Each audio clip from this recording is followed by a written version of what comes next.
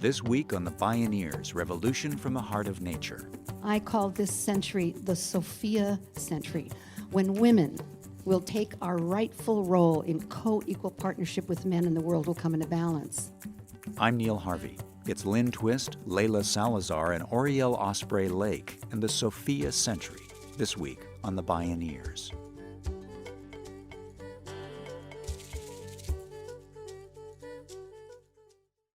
Support for The Bioneers, Revolution from the Heart of Nature is provided in part by Organic Valley Family of Farms and Mary's Gone Crackers. What would a co-equal partnership between women and men look like? Does such a model even exist? And how would the world be different? Those same timely questions occurred over 150 years ago to the early feminists who became the leading suffragists in their quest for equal rights for women. Ironically, they found the answer in their own backyards. Seminal feminists including Elizabeth Cady Stanton, Matilda Joslyn Gage, and Lucretia Mott lived in upstate New York, where they formed friendships with their Native American neighbors, the Haudenosaunee, commonly known as the Iroquois Six Nations. These Iroquois women possessed freedoms far beyond those of their white sisters: decisive political power, control of their bodies, control of their own property, custody of the children they bore, the power to initiate divorce, satisfying work, and a society generally free of rape and domestic violence. Only the women could declare war. The women chose the male chiefs and could revoke their office and authority. Today, waves of women are spontaneously arising around the world to demand equal rights. They're doing so in the context of a world gone terribly wrong, from climate disruption to horrific exploitation and institutionalized violence, a world that has been run by men. Again, women are asking, what would a co-equal partnership between women and men look like, and how would the world be different? This is the Sophia century, when women come into co-equal partnership with Osprey Orielle-Lake, Leila Salazar Lopez, and Lynn Twist.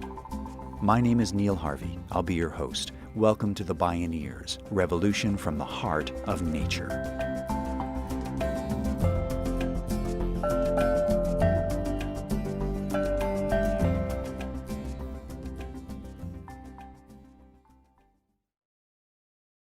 Life is what happens when you're making other plans, as John Lennon said. Osprey Orielle-Lake worked as a bronze sculptor whose installations were intended to reconnect urban dwellers with the natural world. Then as a writer, she explored our cultural narratives in her book Uprisings for the Earth, Reconnecting Culture with Nature. Then, the escalating climate crisis tipped her. She knew she had to turn to women to seek new and more fundamental solutions. One of the untold stories about climate change is women's empowerment and women's leadership, and how women's leadership is so key to solutions. On the one hand, women around the world are the most negatively impacted by climate change and environmental degradation, but at the same time, women are really key to solutions. They're central stakeholders. As an example, between 60 and 80% of all household food production in developing countries is done by women. So, we're having these big conversations about food security and food sovereignty and how we're going to lower our carbon footprint around agriculture. We're talking women.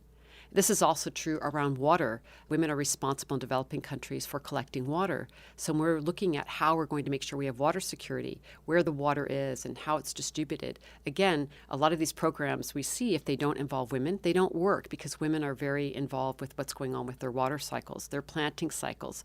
So also when you're talking about mitigation and adaptation programs around climate, you've got to involve women in the decision-making process. And women are really not at the table yet. Osprey-Lake hooked up with leading women activists to found the Women's Earth and Climate Network. It's a transgenerational network of women from the global north and global south that includes policymakers, indigenous women, grassroots women leaders, and business women intent on tapping women's vision and power to address the climate crisis.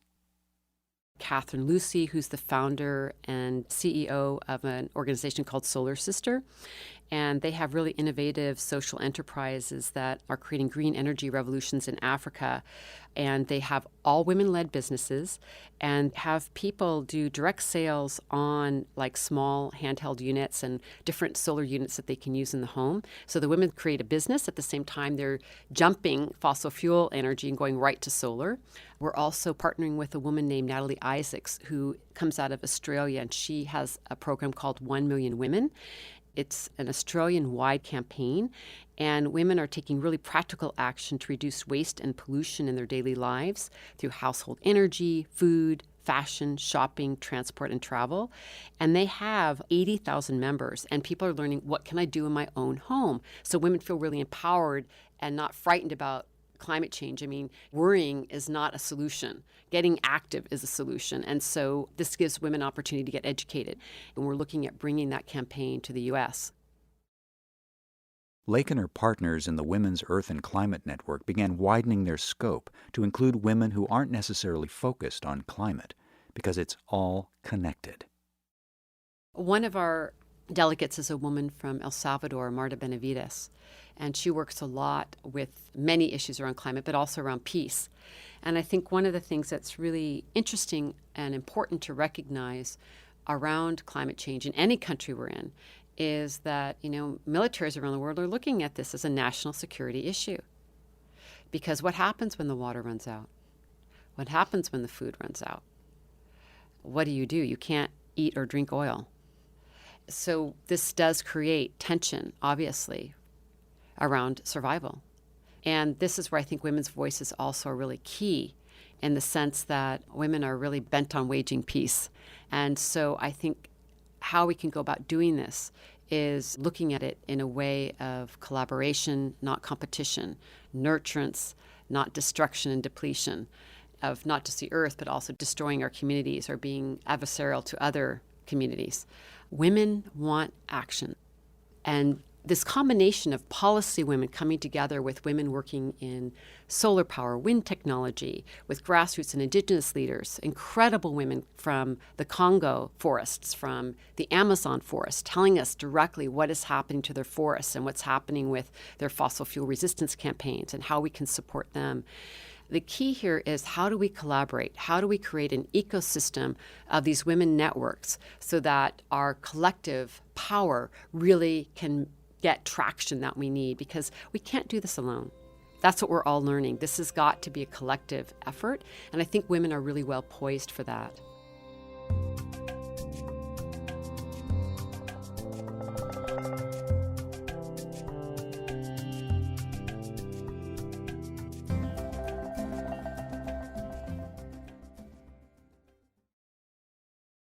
La selva se defiende. La selva no se vende. These are the words that echoed through the Amazon rainforest to the highlands of the Andean capital of Quito. And that means the forest is not for sale. The forest needs to be defended. The forest is life. Leila Salazar Lopez is the program director at Amazon Watch, a leading nonprofit group working to protect the Amazon basin rainforest and the rights of its indigenous peoples. She works closely with the Amazonian women of Ecuador to prevent further oil exploration on indigenous lands. At the end of 2012, the Ecuadorian government initiated the 11th round, an auction of oil leases in the southern Ecuadorian Amazon, which is home to 7 indigenous nations. Along with it came another round of repression against any resistance. Leila Salazar Lopez spoke at a Bioneers conference. It's basically putting 6.5 million acres of rainforest on the chopping block. And we announced a new campaign together with Pachamama Alliance to fight the 11th round, to stand with our indigenous partners. Hundreds of thousands of signatures later and lots of public pressure later, going to every single auction around the world that the Ecuadorian government has had, from Houston to Canada to Beijing to France, with indigenous leaders, with men and women. And the auction has been delayed. The resistance has not been futile. The Ecuadorian government's attempts to lease the oil were plagued by a transnational oil spill, global protests, wary investors, deadline extensions, and other setbacks. That's why the government approached indigenous leaders to consult with them. But many of the women are wary, including Sarayaku leader Patricia Gualinga. But what Patricia was saying was, we're nervous about this. We know that we've delayed it, but we're nervous about it because now the government is consulting us. And that's what we want. We don't want any oil development project to go forward without any free, prior, and informed consent. Not just consultation, but consent. The government is going to consult us, and they're going to meet with our leaders. And most of our leaders are men. We got to make sure that the women's voice is out there because these are her words. Sometimes the men could be convinced, and we're not going to be convinced. There's no way that the women are going to move. There's no way that the women are going to negotiate. And she told us, we want to have this women's mobilization, and will you support us? We want to bring the women from the Amazon together in Puyo, and then we want to march to Quito. This woman stood in front of the Ecuadorian Congress when she was supposed to say, it's okay, you can drill our land. She had a script that she was supposed to read in front of the Ecuadorian Congress. She said, I'm not reading the script. She put the script to a side and she spoke from her heart. What she said was, I'm here to defend life. That's what the mothers do. That's what the grandmothers do. That's what the women do. These are guerreras. These are serious warriors that have not let oil development in their territories for the last 25 years since the oil companies have wanted to go into those areas. Every company from Arco, from Ajip, from Chevron, from CGC, all of these companies have tried to get into this area, and the communities there, in particular the Quechua community of Sarayaku, have resisted. Guerreras, women warriors defending life, women who will not be moved. The Sarayaku and other indigenous peoples then took their case to the Inter-American Court of Human Rights. In July 2012, the court ruled that the government must consult with indigenous communities prior to any oil exploration and pay damages, as well as remove dynamite still buried on community lands. Even if the government were to comply with the ruling, the women say it's not enough. They want not consultation, but consent. They assert their rights to the use of their lands and to the survival of their culture.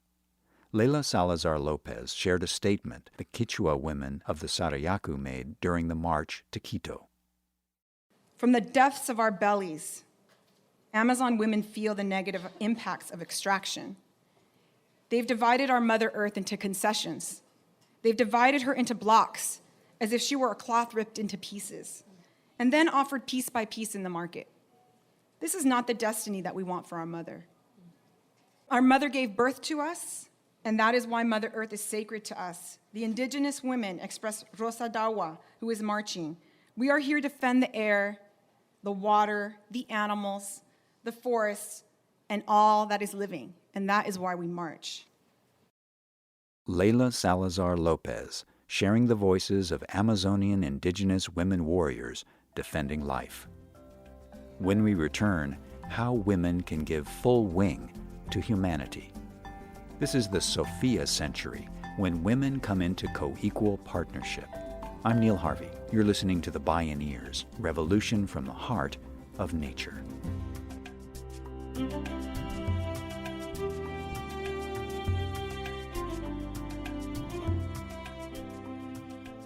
If you love Bioneers Radio, it's free and easy to support us. Just take a moment to post a review on our podcast on iTunes, Google Play, or wherever you find our show online. You'll be helping other people find and enjoy these incredible thinkers and storytellers. And thank you for helping us out. I want to talk about the women in Africa because I was with the Nobel Women Peace Prize laureates with whom I have the great privilege of working. Lynn Twist is a visionary leader who's dedicated her life to global initiatives that create a sustainable future for all. She co-founded the Pachamama Alliance, which works to empower indigenous people of the Amazon rainforest to preserve their lands and culture and to educate and inspire individuals everywhere to bring forth a thriving, just, and sustainable world. She's received numerous awards, including the Woman of Distinction Award from the United Nations. She works with the Nobel Women's Initiative and spoke at a Bioneers conference about her trip to Africa with women Nobel laureates. We went to Liberia at the invitation of the president who won the Nobel Prize, President Ellen Johnson Sirleaf, and Leila Bowie, who won the Nobel Prize. And Leila won the Nobel Prize in 2011. It was the first time that 3 women got the Nobel Peace Prize together. And if you just think about this, the 115, 120 years of the Nobel Peace Prize, 98 men have won and 15 women. Of the 15 women who've won, 9 are alive, and they formed the Nobel Women's Initiative. And a little-known fact about the Nobel Prize is it was invented by a woman. Alfred Nobel's secretary gave him the idea, just so you know that.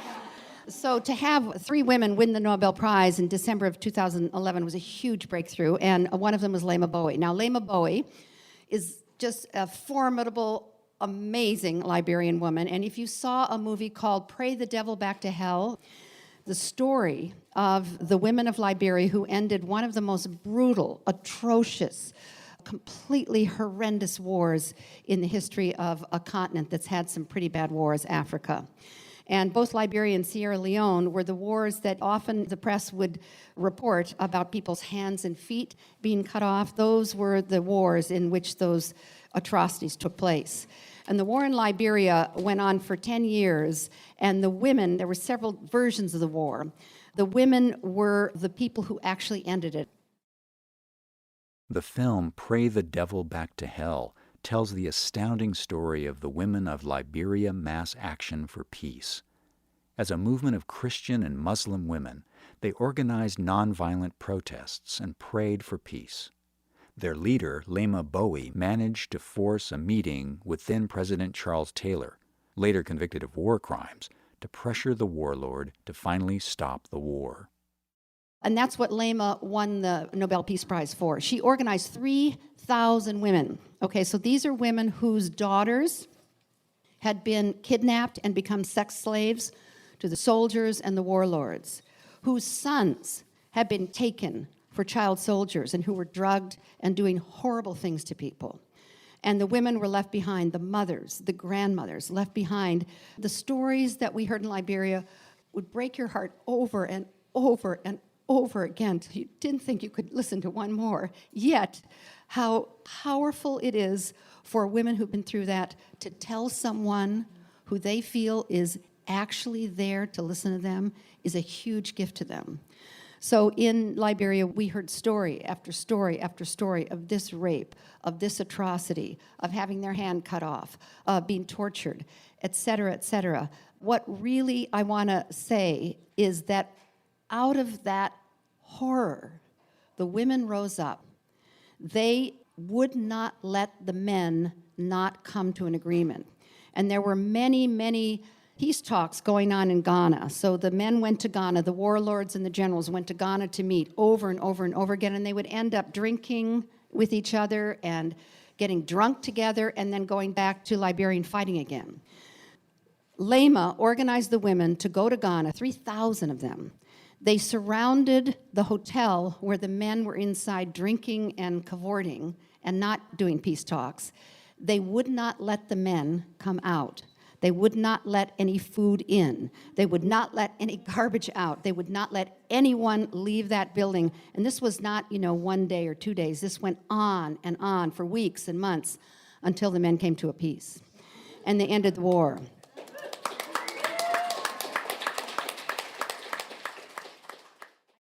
Out of the horror, the women rose up and stopped the war. But the horror had been deep and traumatic. Stopping the war didn't necessarily mean ending the war. When the war was over, the UN comes in. It's their job to disarm both sides of the conflict. So they set a date, out in the future, months ahead. This is the day when you come to these checkpoints and you turn in your arms.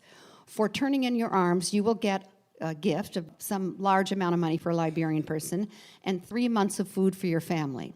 So come in this day to these checkpoints and turn in your guns. That day came, and it turned into a huge escalation of violence again. So the women went to the UN and they said, let us do it. So they set another date. The women went to the warlords and the generals of both sides. They said, send us your boys first. And these are their sons in some cases. We want them 8 at a time. And they were at these checkpoints outside of Monrovia. When the boys came, first of all, they bathed them. They shaved their heads. They sang to them. And once they'd sung and bathed them and shaved their heads, the boys started to cry. They rocked them. They held them. They forgave them. Sometimes it took a day. Sometimes it took 3 days. Sometimes it took 27 hours until the boys felt that they could go on. Then they gave them the food, they gave them the money, and they say, we'll take 8 more. They did this day after day, week after week, month after month, until they had disarmed their own children, their own husbands, their own fathers, and they began the healing of that nation. It took a disarmament of the soul to actually end the war. It took the women to do that. Since the war's end, the women of Liberia Mass Action for Peace, assisted by the Pachamama Alliance and others, has focused on ending the pandemic of rape and sexual violence. Leila Bowie now serves as executive director and founding member of the Women, Peace, and Security Network, Africa, a women-led Pan-African non-governmental organization based in Ghana. It promotes women's strategic participation and leadership in peace and security governance in Africa. All over the world, movements of women are rebuilding war-torn societies, restoring the environment, and creating social justice. For Lynn Twist, these movements led by women bespeak a profound shift that underlies everything and that changes everything. I call this century the Sophia century. The Sophia century, the 100 years, the 21st century, when women will take our rightful role in co-equal partnership with men and the world will come into balance. And the Native American prophecy that really warms my heart says that in the 21st century, that the bird of humanity until now has been flying with one wing, that's been flapping so hard and has become violent because it has had to support the bird, and the other wing of humanity hasn't fully extended itself, hasn't fully expressed itself. And so the bird of humanity is flying in constant circles. The 21st century has been prophesied as the century when the other wing of humanity, the female wing of humanity, the feminine wing of humanity, will fully extend itself. And when it does, the male wing can relax and fly normally, and both wings will be fully extended, and the bird of humanity can finally soar.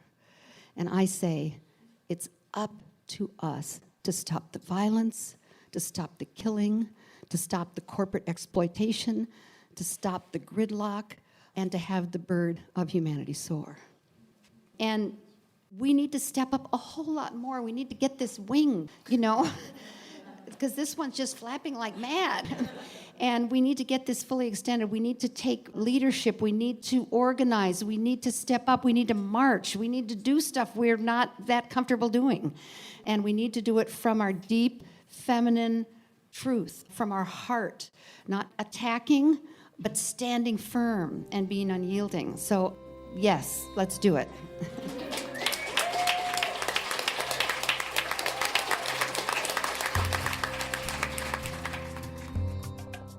As Lynn Twist, Leila Salazar Lopez, and Osprey Lake show, by spreading the wings of women, the bird of humanity can gain full wing and soar. And it's up to people to make it happen. The Sophia century, when women come into co-equal partnership.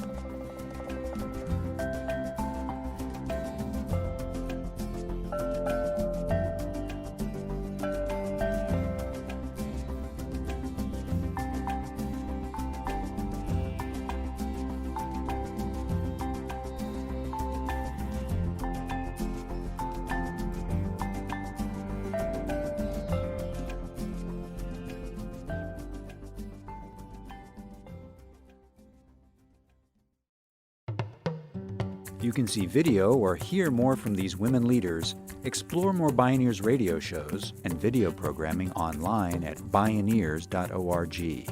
For information on attending the National Bioneers Conference and Bioneers events in your area, please visit bioneers.org or call 1-877-BIONEER.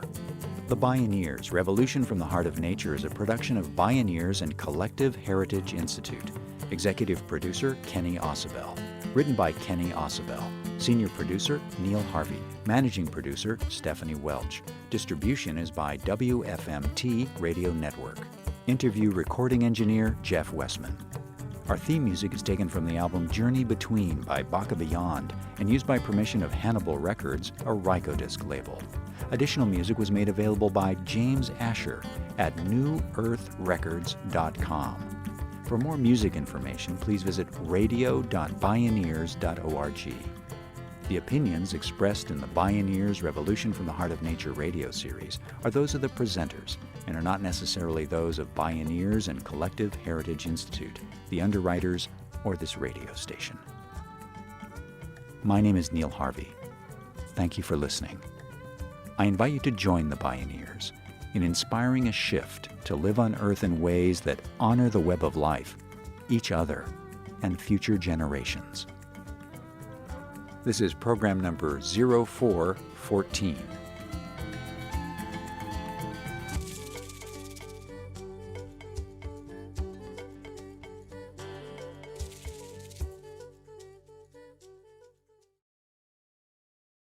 This program was made possible in part by Organic Valley, pasture-raised organic dairy products bringing the good from our family to yours. Visit organicvalley.coop. Mary's Gone Crackers, healing the planet through conscious eating, gluten-free and vegan products since 2004. Learn more at marysgonecrackers.com. John Masters Organics, feel good about looking good. Visit johnmasters.com. Funding also provided by a grant from the Park Foundation, dedicated to heightening public awareness of critical issues, and by the generous support of listeners like you.